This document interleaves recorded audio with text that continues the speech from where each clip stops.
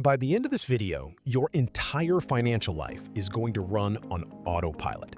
Your emergency fund, your 401k, your debt payments, your investing account, even your bills, all of it set up once in about an hour so you never have to rely on remembering to do the right thing again.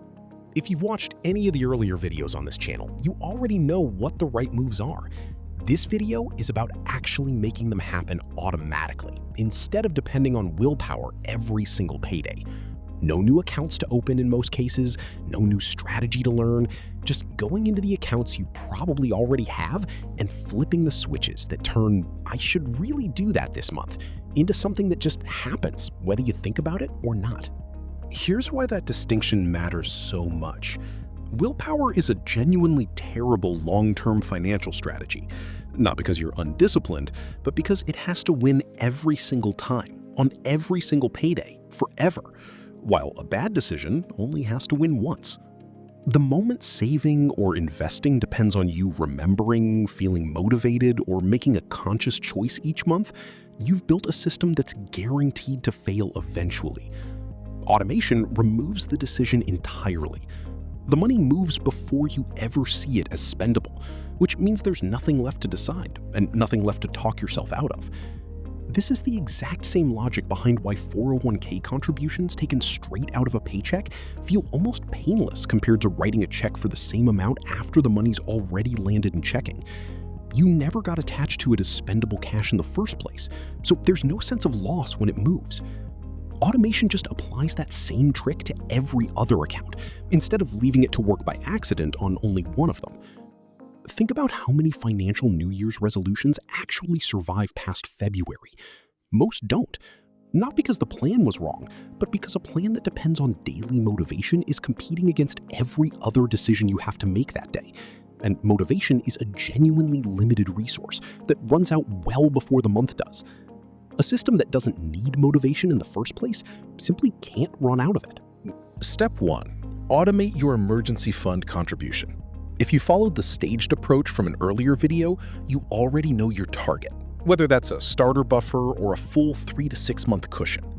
Set up a recurring automatic transfer from checking into a high-yield savings account for a fixed amount on the day after payday, not a manual transfer you do when there's extra, because there is never reliably extra. Even a modest $50 or $100 per paycheck compounds into real progress faster than most people expect. $50 every 2 weeks is $1,300 in a year, without a single manual decision, sitting in an account earning meaningfully more interest than it would in a typical checking account. Step 2. Automate your 401k contribution, at minimum up to your full employer match. This one's usually already semi-automatic through payroll, but check the actual percentage you're contributing, not just that a number exists. A shocking number of people set this up once at a low percentage during onboarding and never touch it again, quietly leaving match money on the table for years. If your employer matches 50% up to 6% of salary, and you're sitting at 3% because that's whatever the default was when you were hired, you're walking away from an instant, guaranteed return on the difference every single paycheck for as long as that setting goes unchecked. This takes about 90 seconds to fix once you're actually looking at the number instead of assuming it's already correct. Step 3.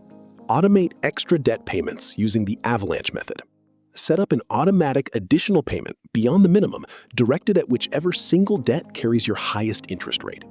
Most banks and loan servicers let you schedule this as a fixed, recurring extra payment, not something you have to manually initiate each month when you happen to have the willpower to do it.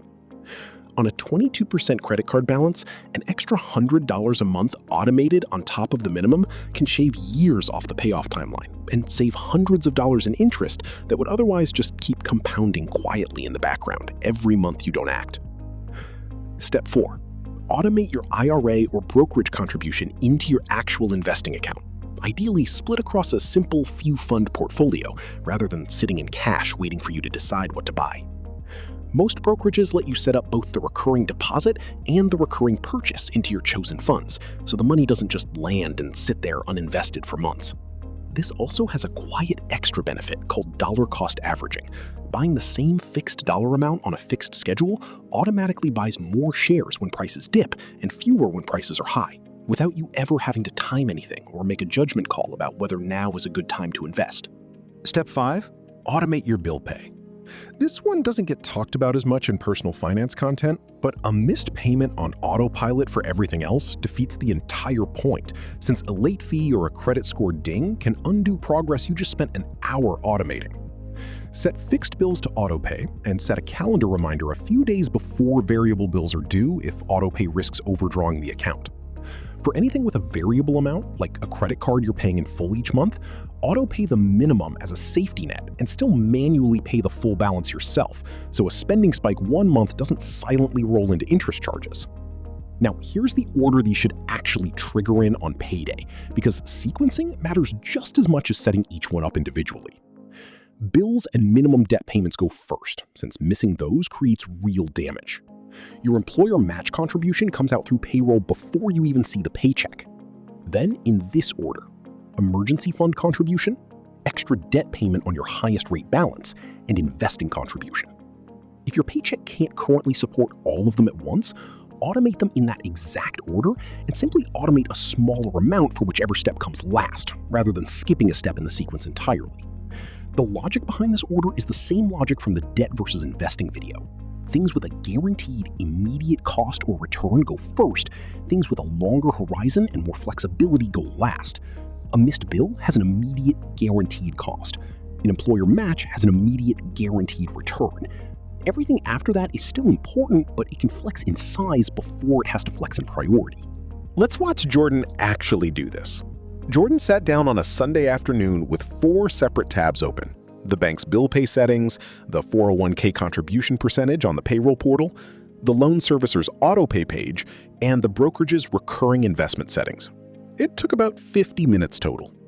Bills were already mostly on autopay, so that part was quick. The 401k contribution turned out to be sitting at 3%, well below the 5% needed for the full match, so that got bumped up first. Next, Jordan set an extra $80 a month to auto-draft toward the highest rate loan, on top of the minimum. The same avalanche approach from the debt versus investing video, just finally made automatic instead of something Jordan meant to do manually most months and actually did about half the time. Then a recurring transfer into the high-yield savings account for the remaining emergency fund target. Finally, the brokerage account got a recurring deposit and recurring purchase setup across the 3-fund split from the portfolio video. The same US, international, and bond mix Jordan had already picked out, but had been manually, inconsistently funding whenever it crossed Jordan's mind. By the end of that one sitting, every single piece of Jordan's financial plan ran without requiring another decision. And 3 months later, all 4 numbers, savings, 401k, debt, and investments, had moved in the right direction without Jordan having to think about any of them in between. Jordan actually said the strangest part wasn't the progress itself, it was how little it felt like anything was happening day to day. No more monthly reminder notes, no more mental math on payday, no more that nagging feeling of having meant to transfer money and forgetting. No more that specific flavor of guilt that shows up every time a paycheck lands and you know somewhere in the back of your mind that you should be doing something with it. The plan just ran, quietly, in the background, while Jordan's attention went somewhere else entirely. A few mistakes worth avoiding here. The first is automating an amount that's too aggressive relative to actual take-home pay, which can bounce a bill or trigger an overdraft fee that wipes out the benefit of automating in the first place. Start slightly conservative and increase the amounts later once you've watched a full pay cycle play out safely, rather than setting the most aggressive numbers possible on day one and immediately having to walk one of them back. The second mistake is treating automation as fully set and forget forever. Revisit these numbers roughly every 6 months, especially after a raise, since automating once at an old salary means your savings rate quietly shrinks as a percentage of income, even while the dollar amount stays the same. Put a recurring reminder on your calendar for this specific check-in, the same way you just automated everything else, so reviewing the automation doesn't itself become another thing you meant to do and never got around to. And the third mistake is automating investing or extra debt payments before an emergency fund actually exists. Without that buffer in place first, a single unexpected expense forces you to either miss an automated payment or pull money back out of an account you just automated into, undoing the entire point of the exercise. There's a fourth mistake worth naming too: forgetting to actually check in on where the automated money is landing. Automation removes the decision, but it shouldn't remove your awareness entirely. A quick 5-minute look at your accounts once a month, just to confirm everything ran the way it was supposed to and nothing bounced, is enough to catch a problem early without undoing the whole point of not having to think about it daily. That's the whole system. 5 things automated in the right order in about an hour. Every video on this channel up to this point is about figuring out the right number and the right account for each of these moves. This one is about making sure you never have to rely on remembering to actually do it.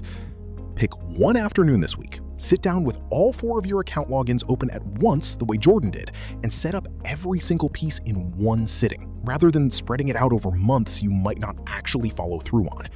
If you get stuck on any specific step, drop a comment with which piece you're on and I'll help you work through it. One last thing worth saying plainly, none of these 5 steps require a new app, a new account type, or any strategy you haven't already heard about somewhere on this channel. The entire value of this video isn't new information, it's converting information you already agree with into something that runs without you. Most people don't fail at personal finance because they don't know what to do. They fail because knowing what to do and actually doing it every single month are 2 completely different skills, and automation is the tool that closes that specific gap. You already know the right order for your money.